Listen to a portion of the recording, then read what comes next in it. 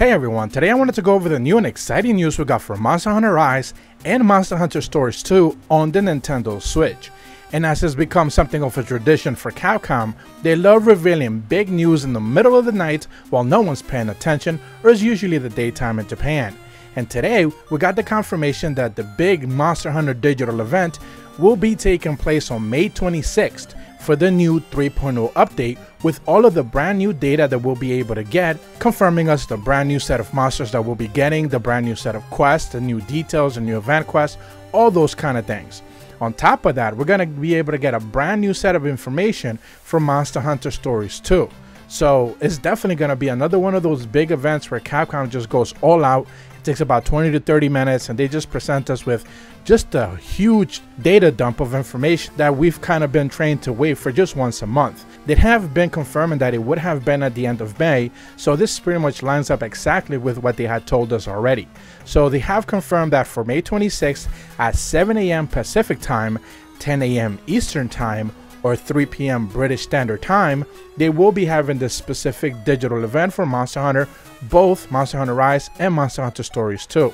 Interestingly enough, with the new reveal of this Monster Hunter digital event, they went ahead and they dropped a brand new trailer for Monster Hunter Stories 2 as well, which you should be able to see right now showing up on the screen. So yeah, they also dropped like a story trailer showing off the stuff about the Rathalos and stuff like that, which again, Monster Hunter Stories isn't necessarily my cup of tea, but the fact that they're definitely tying it up with Monster Hunter Rise, they want that crossover. They definitely want people to be able to check out Stories if they've been playing Rise and they've definitely been enjoying it. This is something that I talked about multiple times, where in their marketing and even in their interviews with developers, they talked openly about wanting to get people to check out Stories who definitely enjoyed Rise. So this shouldn't come to much of a surprise. We do know that there's something like 100 and some monsters in that game. I talked about that. There's like a huge leak about that already. So they are definitely going to be showing off a whole bunch of new monsters for that game. Expect to see that, and also expect to see a couple of more new areas, because I believe there's 4 or 5 in total that you should be able to explore freely, because that is an open area game. So they're definitely going to be pushing that game a whole heck of a lot harder as the patches for Monster Hunter Rise basically kind of wind down a little bit.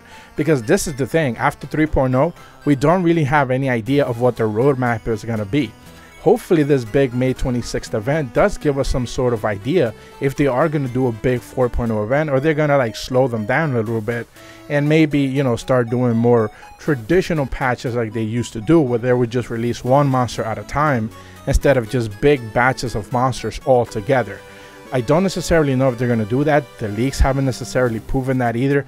I am going to be talking about my predictions, especially what I want to see and what I hope they show, but also we're going to be able to get leaks information as well. So I will be going over that in due time. But for now, I just wanted to cover the news blast that, you know, we are going to be able to get this big event on May 26th, again, 7 a.m. Pacific Time, 10 a.m. Eastern Time, and 3 p.m. British Time.